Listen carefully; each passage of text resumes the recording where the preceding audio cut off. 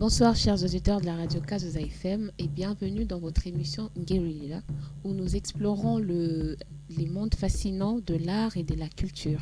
Et ce soir, nous allons voyager dans l'univers sonore avec un artiste dont vous aurez l'opportunité de découvrir tout du long. À la présentation, c'est Deborah Kanigi et à ma droite, c'est messieurs... Malafi. Ça va? Bien et vous? Vous allez... Ouais, ça va très bien. Et à ma gauche, c'est mademoiselle Jenny Elsie. Vous allez bien? Très bien, et vous? Très bien, ça va très bien. Je rends grâce à Dieu. Je vais vous donner l'opportunité de vous présenter et de nous expliquer qu'est-ce que c'est l'art sonore. Mais au début, d'abord, vous pouvez vous présenter pour ceux qui ne vous connaissent pas. Je suis Messi Nyamba Malafi, un artiste pluridisciplinaire. J'ai fait des études d'art dramatique à l'Institut national des arts LINA à Kinshasa, où j'ai un diplôme de graduat en réalisation cinématographique et un diplôme de licence en réalisation scénique, donc la mise en scène. Et sur les terrains, je me suis focalisé notamment ce qui m'a amené ici, c'est par rapport à mon travail d'artiste sonore où je propose des expositions sonores. Les gens sont habitués d'aller dans des galeries pour voir les œuvres, mais nous maintenant, ce n'est pas les yeux qui sont en honneur, mais c'est les oreilles. On met lui en honneur. Nous, vous ne voyez rien, mais vous créez vos propres images en écoutant le son que nous vous proposons. C'est pourquoi nous sommes ici à Bujumbura pour proposer, où on a proposé notre exposition sonore durant toute la semaine du 29 janvier au 2 février à l'Institut français, et toute l'équipe d'EVAB a bien pu organiser cette manifestation dans le cadre du Salon des bruits des villes africaines. Le Salon des bruits des villes africaines, c'est un événement culturel à la fois festif et scientifique qui milite pour la dépollution de l'environnement sonore. C'est vraiment une question scientifique et artistique en même temps, où on met l'accent sur l'environnement et toutes les autres questions des ODD. Les gens qui abordent l'environnement ne s'intéressent rarement des questions liées à l'environnement sonore. Ils sont souvent dans l'assainissement de la flore, de la faune, mais nous, on fait un lien sur la santé publique, sur la flore et la faune, sur la protection des autres humains face à l'impact de la nuisance sonore. Et au-delà de cette nuisance sonore, parce que les bruits que nous avons, moi je dirais même au commencement c'était les bruits, parce qu'avant que Dieu crée, il y avait d'abord le son, parce que Dieu parla, il n'y avait aucune image, le monde était vide et informe, et Dieu a commencé à parler que la terre soit. Donc il y a eu le son avant que l'image apparaisse. Donc c'est dans les cadres-là que nous développons le plaisir de l'écoute auprès de notre audience, le public qui nous visite dans nos expositions. C'est un peu ça. Merci beaucoup, monsieur Malafi. Mademoiselle Jenny, est-ce que tu pourrais aussi te présenter? Ok, moi c'est Jenny Elsie, je suis coordinatrice de Visage Artistique du Burundi, qui est une organisation culturelle, mais aussi qui œuvre un peu plus dans les échanges culturels entre acteurs culturels de différents pays, mais aussi acteurs culturels locaux.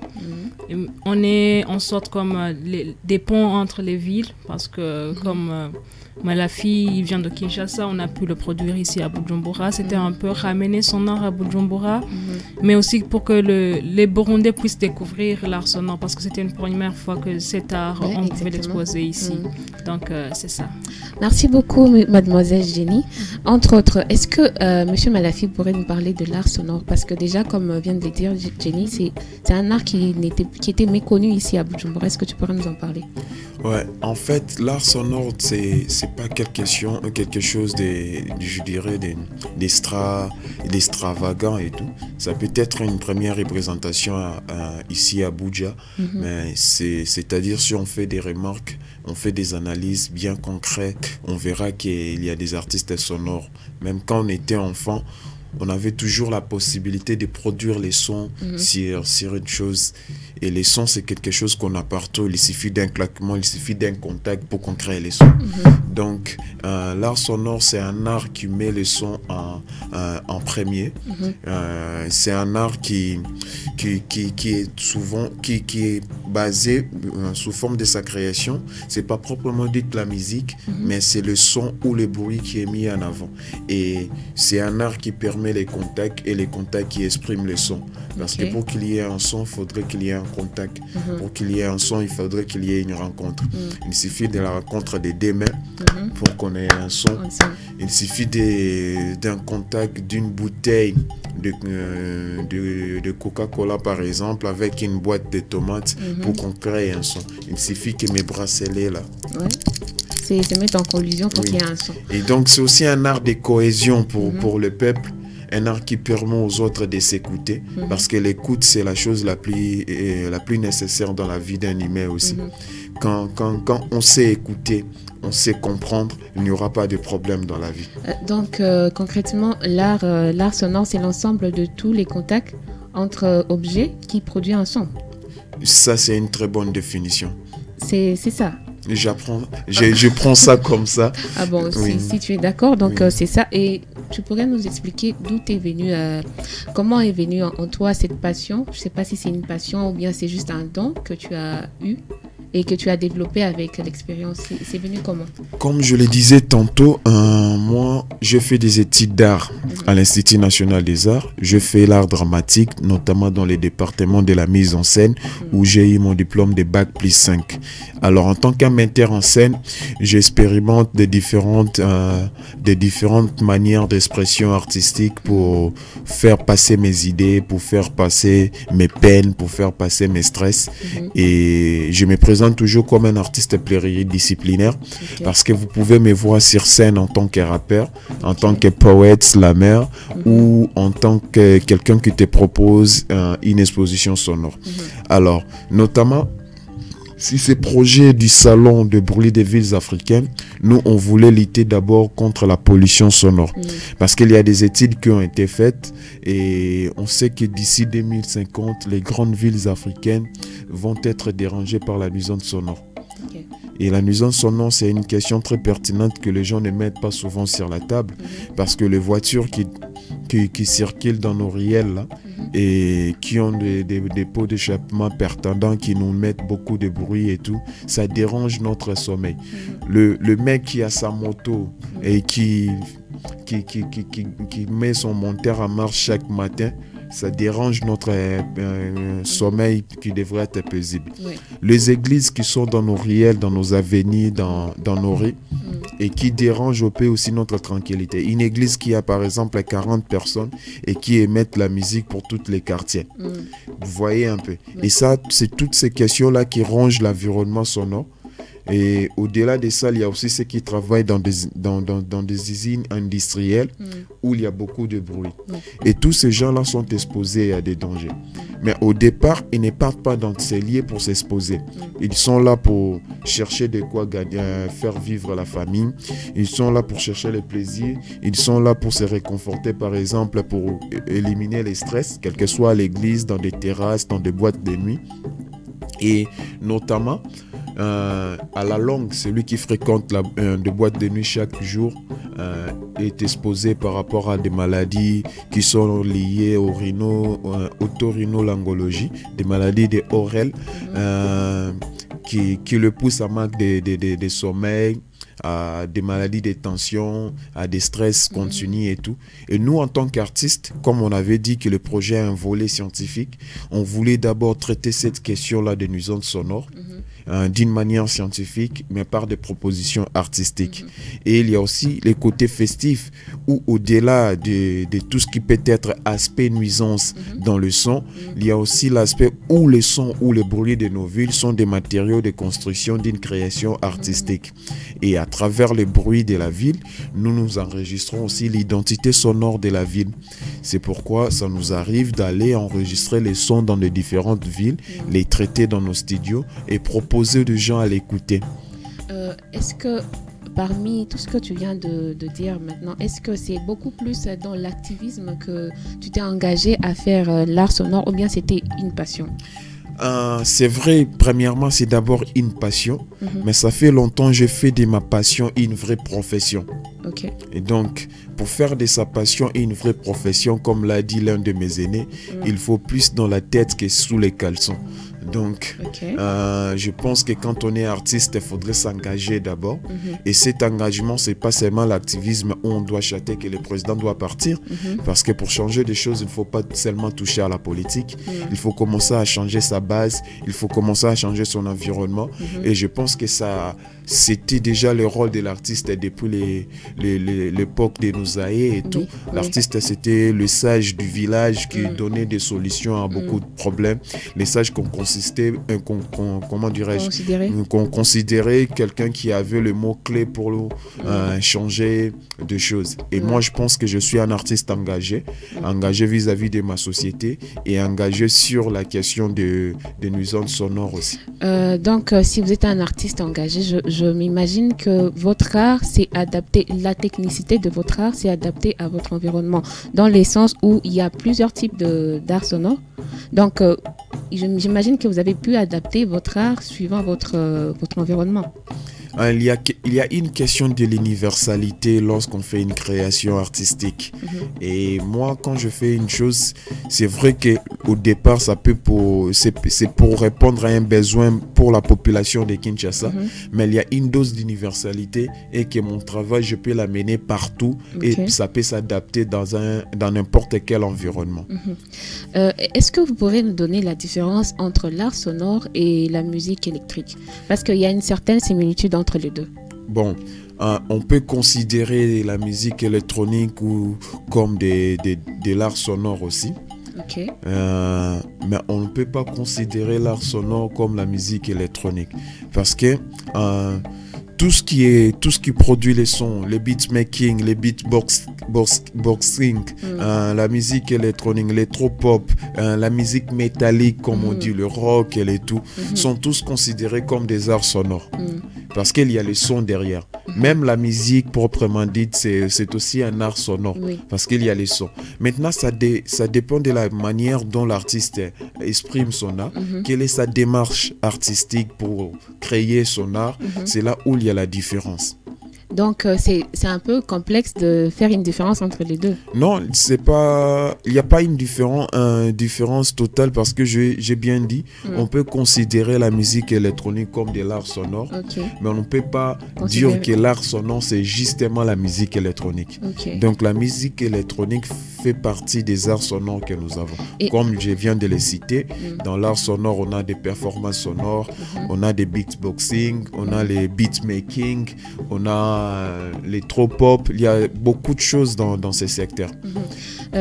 En parlant aussi de conception, est-ce que la conception de la musique électronique, de l'art sonore, ça se passe de la même façon? La création artistique, je pense qu'on a tous la même démarche.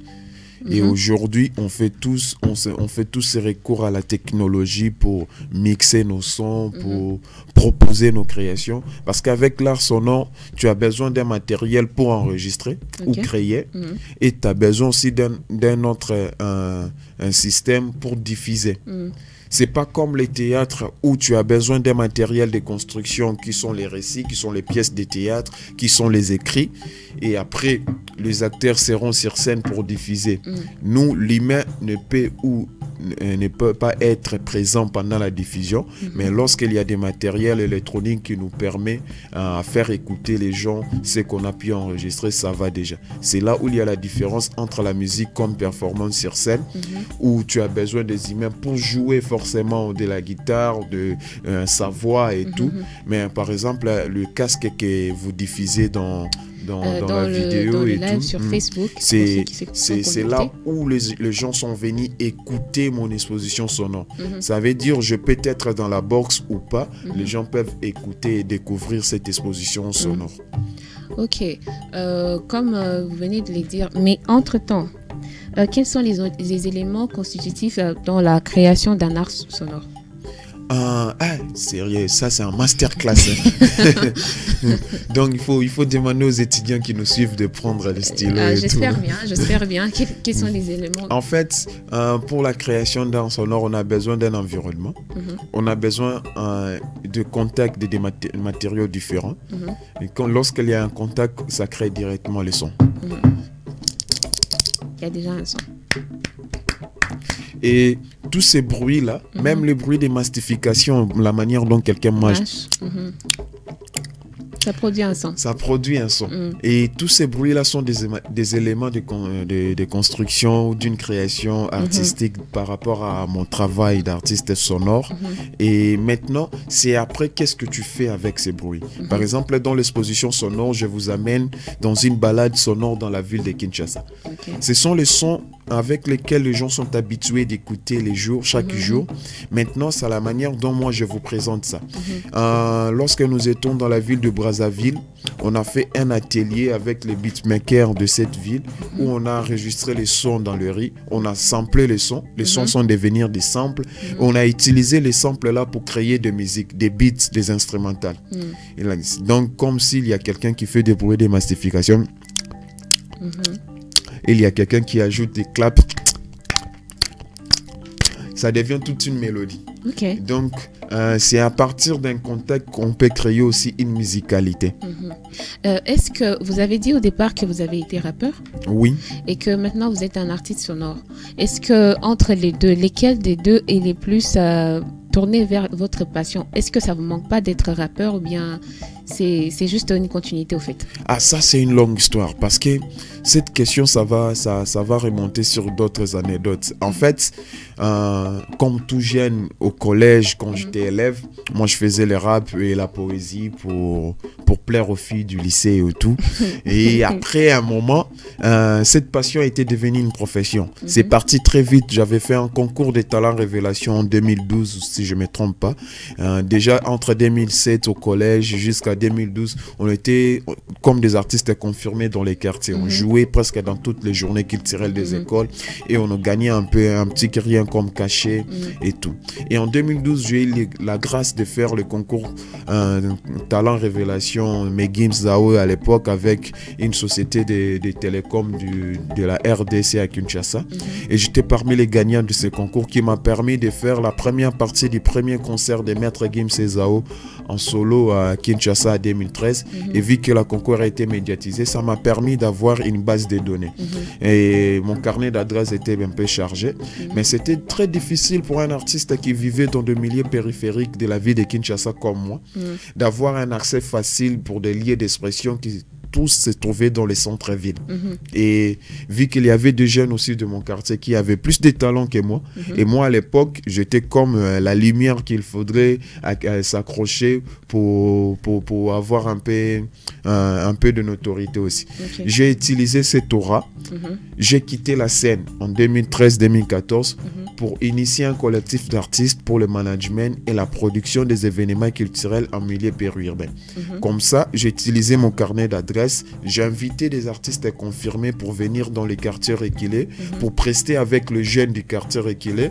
Et maintenant, ces jeunes-là arrivaient à rentrer en contact avec des artistes confirmés et à prester devant leur propre public.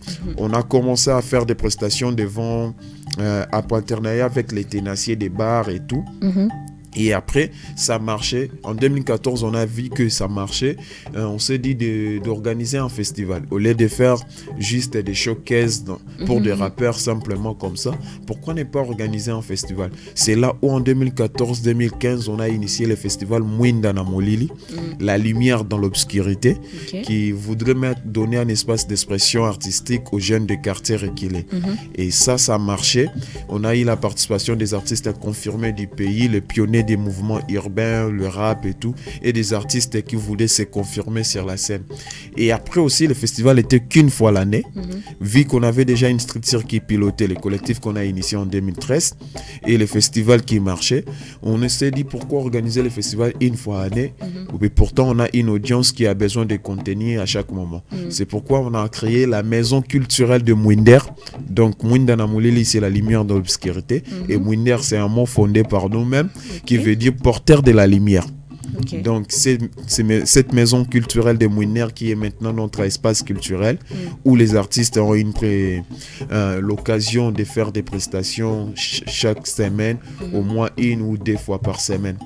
Donc c'est un peu ça, là où j'ai quitté ma casquette d'artiste et rappeur pour devenir un entrepreneur culturel.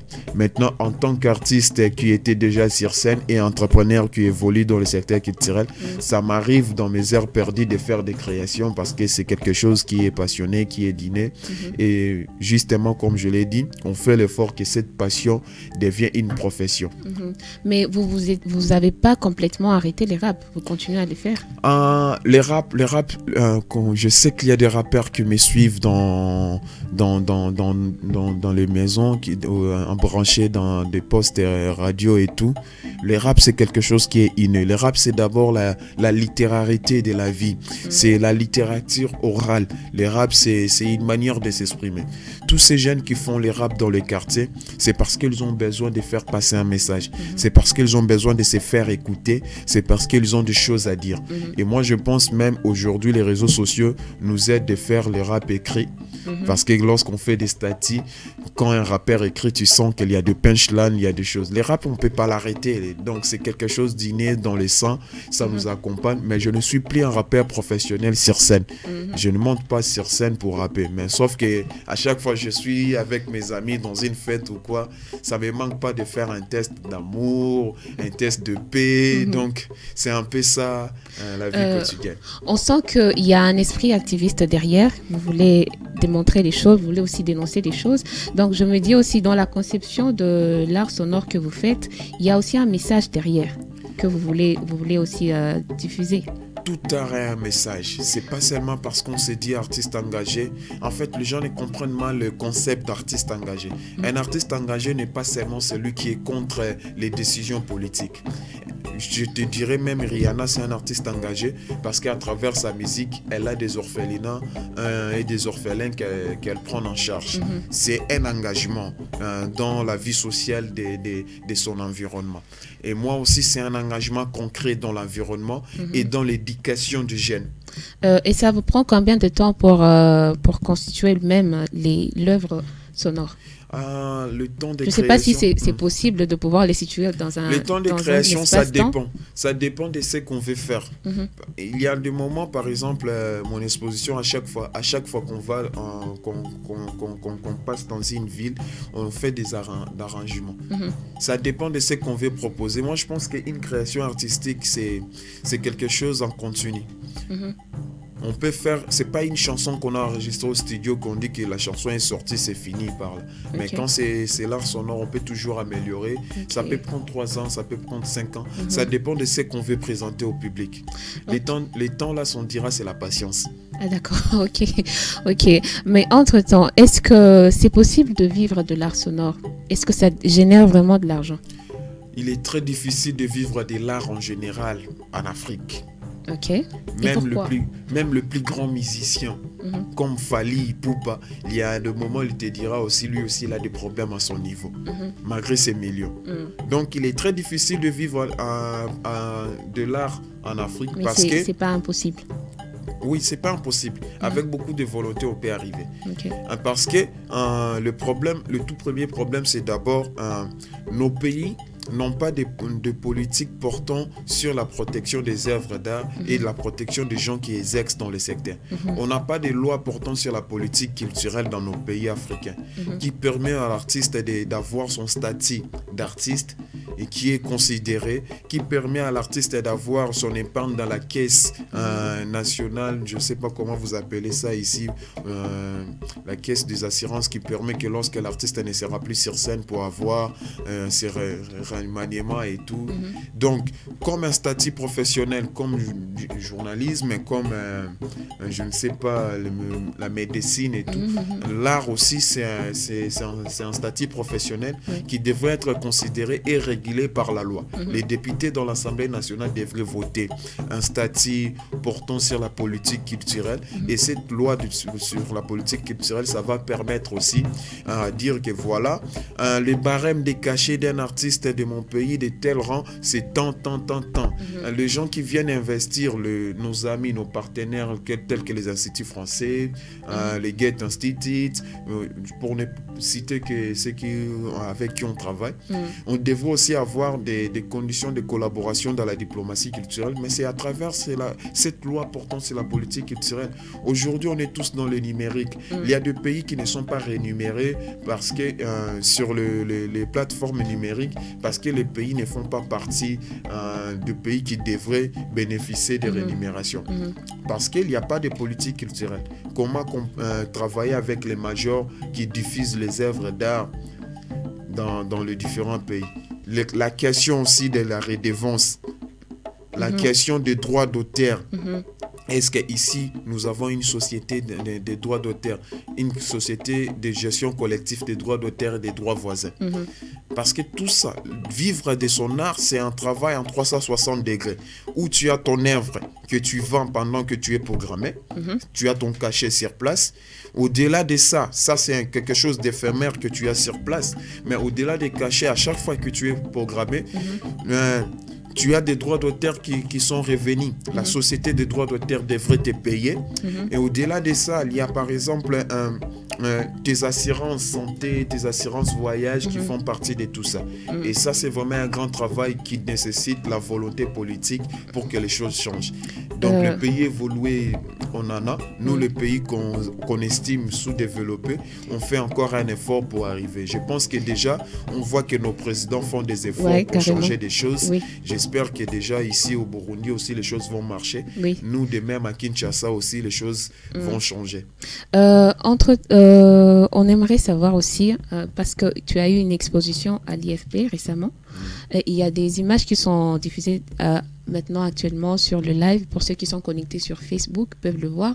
Est-ce que tu pourrais nous expliquer l'image au fait de tout ça au fait et les messages derrière? En fait, cette œuvre s'intitule « Écouter la ville ». Comme on a abordé la question des nuisances sonores, et on a abordé la question de recycler aussi l'environnement sonore. Parce que quand on lutte contre la nuisance sonore, sachez-le que notre environnement sonore va changer un peu. Et comment garder l'identité sonore de notre ville? Il y a des sons qui nous sont familiers qu'on aimerait bien écouter à chaque moment. Et nous, on est en train de conserver le son des différentes villes africaines. On vous fait écouter. Là, on vous amène, lorsque vous touchez les écouteurs et vous mettez dans vos oreilles, on vous amène dans une balade sonore dans la ville de Kinshasa, la ville de Kisangani, la ville de Brazzaville et la ville de Lubumbashi. Pour ceux qui n'ont jamais été, c'est comme si vous vous êtes rendu vraiment à Kinshasa. Et pour ceux qui ont été déjà, c'est comme si vous remémorez les temps passés dans cette ville-là. Donc, au lieu que vous voyez ça dans un film, vous voyez ça dans un tableau de peinture, mais là, c'est le coude qui développe son plaisir, quoi. Et aussi les travaux aussi les travaux psychologiques, où tu t'exerces à imaginer des choses, à te représenter des choses que tu ne vois pas directement, mais évidemment, que ton cerveau ça te permet de produire des images aussi dans ton cerveau. Pour conclure, Monsieur Malafi, est-ce que tu pourrais nous parler d'un son qui évoque en toi une émotion profonde ou une expérience mémorable? Il y a un son très particulier. Notamment, ça reste parmi les sons conservés dans la ville de Kinshasa, parce qu'aujourd'hui, on ne l'écoute plus dans la ville. Il y a un son, entre une boîte de tomates et une bouteille de coca, l'éclatement de ça. Ce son-là, quand vous écoutez ça à 17h, à 16h à Kinshasa, on savait que c'était des enfants qui vendent de pétrole qui passaient. Kingongolo, Kingongolo, Kingongolo, Kingongolo, Kingongolo. Et ça, c'est une musicalité particulière qui nous a fait grandir. Moi-même, en tant qu'enfant de milieu reculé, j'ai vendu le pétrole en bilan avec des bouteilles comme ça pour que les gens mettent dans de l'air, lampes, tempêtes, pour éclairer et tout. Donc c'est un son aussi qui exprime les comex, qui exprime les débriaïsmes dans la ville de Kinshasa, qui exprime l'entrepreneuriat. Et ces sons-là, j'aime beaucoup. Dans tous les films qui ont été tournés à Kinshasa, ces sons ne manquent jamais. Parce que c'est l'identité sonore de la ville de Kinshasa. D'accord. Merci beaucoup, Monsieur Malafi. Merci en tout cas pour les éclaircissements infiniment. Merci de nous avoir partagé ta passion, de nous avoir aussi éclairé sur les sujets, parce que tu nous as fait aussi découvrir l'univers du sonore, parce qu'on ne le connaissait pas, il était méconnu à Bujumbura. Merci beaucoup. C'est moi qui vous en remercie pour cette invitation dans ce joli plateau, et je profite de remercier aussi la structure Visage Artistique du Burundi de Madame Jenny, qui est la coordonnatrice, qui nous a accueillis ici au Burundi. Je salue également, parce que je ne suis pas venu seul ici, tous les gars avec qui nous sommes venus, Adrol Diak, Gaïs Londe, Jassimala et Mwaka Diedo. Donc c'est mon équipe avec qui nous sommes venus passer ces moments ici à Bujumbura pour proposer le travail. Et je dis un grand merci à la MONUSCO qui nous a accordé d'avoir un moyen de mobilité pour quitter Kinshasa, au professeur Ribio et Madame Madeleine qui nous a accompagnés pour que nous venons ici sans moyens, sans finances, de venir passer des bons moments et organiser des grands événements comme ça. Et grand merci au peuple burundais pour l'accueil. Merci beaucoup, Monsieur Malafi. Merci à toi aussi, Jenny. Merci pour d'avoir répondu présent à notre invitation. J'espère que nous aurons l'opportunité de vous revoir bientôt. Et merci à vous, chers auditeurs, d'avoir écouté la radio Kazusa FM, de nous avoir suivis dès le début. Et merci à Radia Tunga pour la mise en onde et l'image. On se dit à la prochaine et passez une bonne soirée.